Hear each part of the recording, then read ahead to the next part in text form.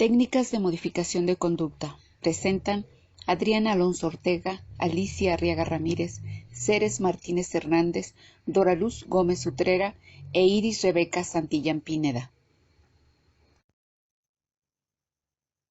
Un estímulo reforzador es aquel estímulo que produce un cambio en la frecuencia de una conducta.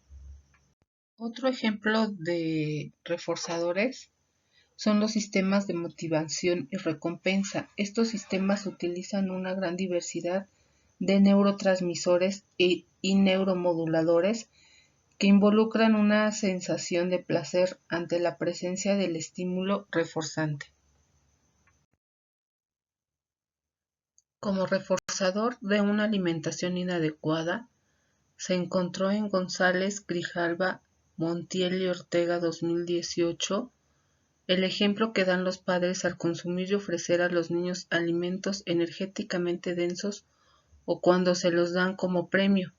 También cuando les proporcionan gran cantidad de alimentos para el recreo escolar, por ejemplo, de 4 a 10 tacos de tortilla de trigo con frijol o papa para una colación.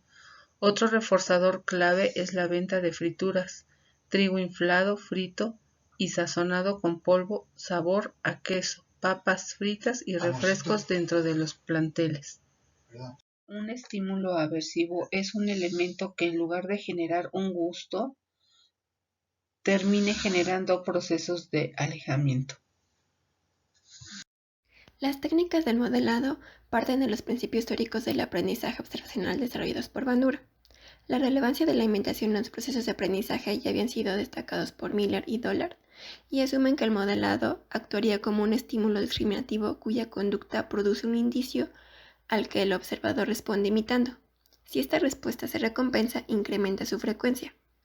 Entre las funciones del modelado son aprender a incitar nuevas conductas, promover e inhibir la reacción de conductas en función de las consecuencias para el modelo y modificar la valencia emocional. Algunos claros ejemplos que todos conocemos sería la adquisición del lenguaje de los niños al oír hablar a los adultos, aprender a bailar, tocar un instrumento o bien promover acercarse a tocar un animal al que se está evitando al ver que lo toca otra persona y no ocurre ninguna consecuencia negativa. Hablamos de reforzamiento positivo cuando una conducta se incrementa ante la presentación de un estímulo agradable o gratificante como consecuencia de la relación en la misma. Algunos de los reforzadores positivos más importantes es el reforzador primario o incondicionado, que se asocia a las necesidades básicas como la comida o bebida. Por ejemplo, para incrementar cierta conducta se refuerza con algo que al menor le guste, como por ejemplo un helado o unas galletas. Y los reforzadores positivos tangibles son objetos materiales como juguetes, aparatos electrónicos, entre otras cosas. Los reforzadores positivos sociales son las muestras de atención, aprobación, reconocimiento que recibe una persona por parte de otra como consecuencia de una realización de una actividad o conducta. Y se pueden suministrar verbalmente, físicamente o por escrito. Por ejemplo, darle un abrazo o una palmada en la espalda, o decirle físicamente, verbalmente o por escrito que es genial o es muy bueno, o un gesto como una sonrisa. Y las actividades reforzantes como ir de compras, ir al cine, jugar, escuchar música. Cualquiera de las actividades placenteras que realice una persona puede utilizarse como reforzador para incrementar la ocurrencia de una conducta. Ahora bien, el reforzamiento negativo hace referencia al aumento de la probabilidad de que se repita una conducta al retirar un estímulo aversivo inmediatamente después de que se ha realizado la conducta. Esto es, la respuesta emitida por el individuo elimina un estímulo aversivo que hasta entonces estaba presente, con lo cual la ocurrencia futura de esta respuesta se incrementa. Por ejemplo, un niño al que no le gusta ir al colegio llora y como consecuencia de ello no le llevan y lo dejan en casa. Esto incrementa su conducta de llanto, pues que con ello evita ir al colegio. Podríamos pensar que la economía de fichas como reforzador es condicionado para la modificación de la conducta es para niños pequeños, pero no, su utilización ha tenido éxito incluso en el ejército. Recordemos las medallas que se otorgan.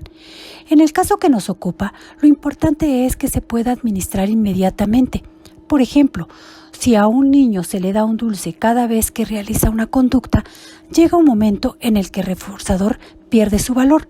Esto no ocurre en el caso de las fichas, ya que se pueden acumular y canjear por diversos reforzadores de apoyo. Debemos entender, por lo tanto, que ayudan a establecer la conexión entre el comportamiento deseado y la recompensa eficaz. Como diría Martin y Peer, un estímulo que se encaja con un reforzador se convierte en un reforzador. Un estímulo que se encaja con un castigo se convierte en un castigo. ¿Cómo hacer que la ficha de economías funcione correctamente? Lo más importante es definir qué conducta es la que queremos modificar y qué reforzadores son los que vamos a otorgar. Realmente esta técnica lo que nos busca es llevar a la persona al autocontrol. En el caso del contrato conductual, su función primordial es conseguir la implicación de la persona en el cambio de conducta. Es decir, se trata de un acuerdo entre dos partes, en el que se negocian unos objetivos y se establecen claramente unas consecuencias por su cumplimiento o incumplimiento. Es muy importante que ambas partes estén de acuerdo para evitar sabotajes. Por ejemplo, lo podemos aplicar cuando deseamos dejar claro que si uno se esfuerza por conseguir unos objetivos, va a obtener determinados refuerzos, como la obtención de buenas notas escolares o el evitar comportamientos agresivos o reportes por parte de los profesores, etc. Otra técnica de modificación conductual es el castigo, que se caracteriza porque siempre tiene la finalidad de disminuir la frecuencia de la conducta indeseada. Hay dos tipos de castigo. Por un lado, encontramos el castigo positivo, que siempre hace uso de la presentación de un estímulo aversivo. Por ejemplo, en una escuela se establece un reglamento que incluye la advertencia de que los alumnos que acumulen de 3 retardos o más, que sería la conducta indeseada, serán suspendidos por un día, lo cual es el estímulo aversivo. En este caso, se busca reducir los retardos a través de la presentación del estímulo aversivo, que es la suspensión escolar. Adicionalmente, encontramos el castigo negativo. Este tipo de castigo se caracteriza porque se elimina un estímulo positivo, también con la finalidad de disminuir o eliminar la conducta problema. Como ejemplo del castigo negativo, hablaremos del tiempo fuera.